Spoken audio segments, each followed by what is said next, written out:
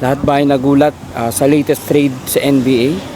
So, good morning everyone. Ito po ang inyong pambansang batang kalye ng Pilipinas.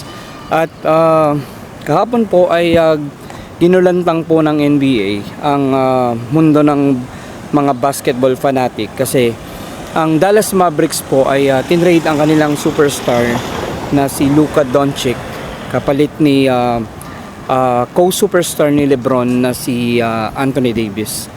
So yun, marami po ang nagulat kasi hindi po nila ina-expect yung ganitong klaseng trade.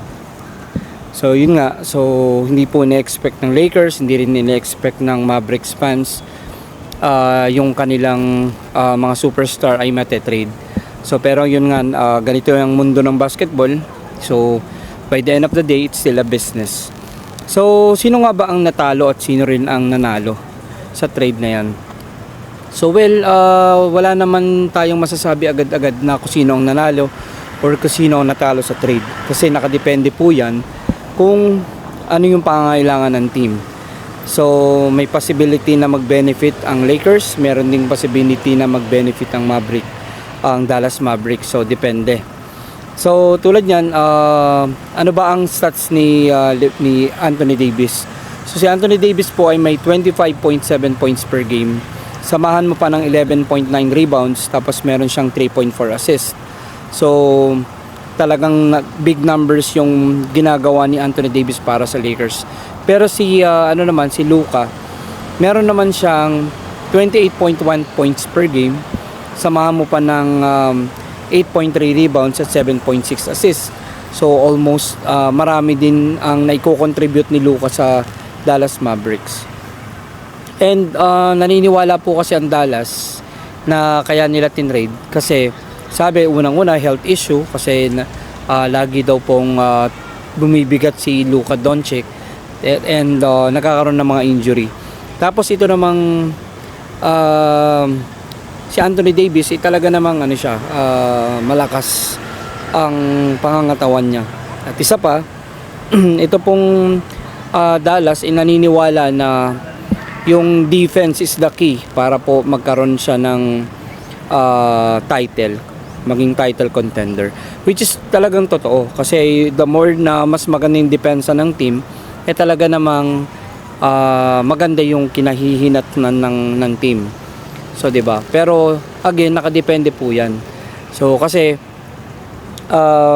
tulad niyan sa Lakers, nakuha ni Anthony Davis yung kauna-unahan niyang championship sa Lakers, 'di ba? Si Luka, title contender sila nung nakaraan. So kaya lang ito yung chance ni Luka naman na magkaroon siya ng title dahil also sa tulong ni LeBron. So alam naman natin ang capability ni LeBron. Every time na may mga lilipat sa Lakers tapos si LeBron ay nandun, so talaga namang masasabi natin na pwede nating asahan na nandyan si LeBron para tulungan yung bawat isa. So yan yung isa sa mga advantage, and this is the chance of Mr. Luka Doncic na magkaroon siya ng chance na magkaroon ng championship. So pero dun sa kay Anthony Davis naman, makakakampi naman niya si Kyrie Irving, 'di ba? Isa rin sa magaling na player.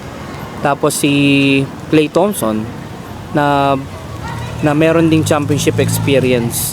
So kaya masasabi natin diyan na talagang fair naman yung trade. So though honestly, sa isang trade naman, hindi naman 100% fair. So lagi yang may lamang. So pero kung sinong lamang, hindi pa natin masasabi hangga't hindi natin nakikita kung ano yung magiging outcome ng team.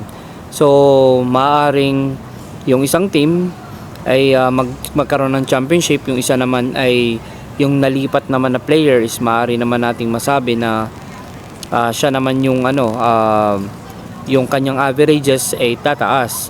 So nakadepende. So pero by the end of the day, ano ba yung goal ng management? Bakit na trade yung isang player? It's because they want a championship, 'di ba? So yun yung isang purpose. So kung sino yung magbibigay ng kampeonato it's either kung Lakers or Dallas Mavericks man yung papasok sa championship. So yun, doon natin pa masasabi, doon natin mag-gauge kung sino talaga ang nakalamang sa isang trade. So yun, so far, so maghihiwalay na talaga si LeBron at saka si Anthony Davis. So, and ang magiging bagong tandem ni LeBron ay si Luka Doncic. And masabi natin na halos parehas naman yung style ni LeBron at saka ni Luka, kasi si LeBron nag-average halos triple-double, di ba? Si Luka ganun din. Meron siyang contribution sa points, meron siyang contribution sa assist, at meron din siyang contribution sa rebounds. Pero siguro ang kaibahan lang ni LeBron kay Luka is mas defensive player kasi to. And si Anthony Davis, yan talagang defensive player yan kasi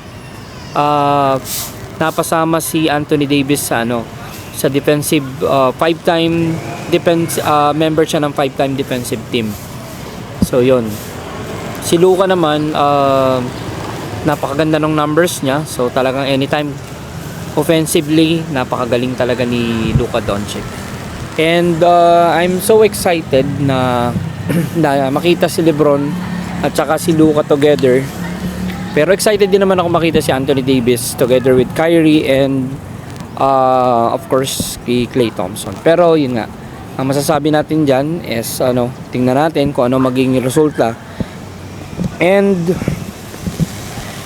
isa pa sa nangyari is by the end of the day, yan ay still a business. Bakit ko nasabi? Kasi ang Lakers kasi is naghahanap din sila ng replacement kay LeBron. Though malayo pa yung limelight ni LeBron, pwede makapaglaro pa ng 5 to 10 years pa yan kasi sa sobrang tindi ng work ethics ni LeBron, kasi pangangalaga sa katawan, ganyan.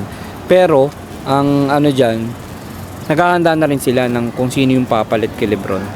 And Luka Doncic could be a superstar na maaaring kumalili kay LeBron pag si LeBron ay tuluyan ng nag-retard.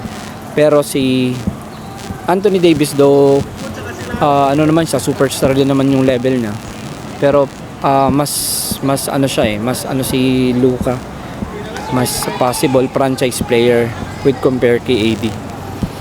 So yun, malayo pa at subaybayan po natin. Sabi nga nila ay may mga magaganap pang ibang trade. So malay nyo, biglang magkaroon din ng trio yung Lakers at magkaroon ng parang Luka, tapos LeBron James, tapos biglang pumasok sa eksena si Stephen Curry. So who knows, di ba? So yung kay Luka, Anthony Davis walang nag-expect pero nangyari. Pero may possibility na yun madagdagan. And as a Laker fan, I think lamang din ang Lakers so dun sa nangyaring trade. And yun, pero makikita natin kung ano yung magiging outcome sa mga darating na game. And hopefully magmaterialize yung tandem ni LeBron at saka ni Luka. So kasi kung hindi sila magko-complement ng laro, so mababaliwala. So yun yung isa pa, maganda rin yung natitrade kahit papaano para at least may explore mo yung mga possibility at saka yung makikita natin kung ano yung adjustment na mangyayari. So it's up to the coaches and also the players. So yun lang muna for today's video, and mabuhay kayong lahat. Peace.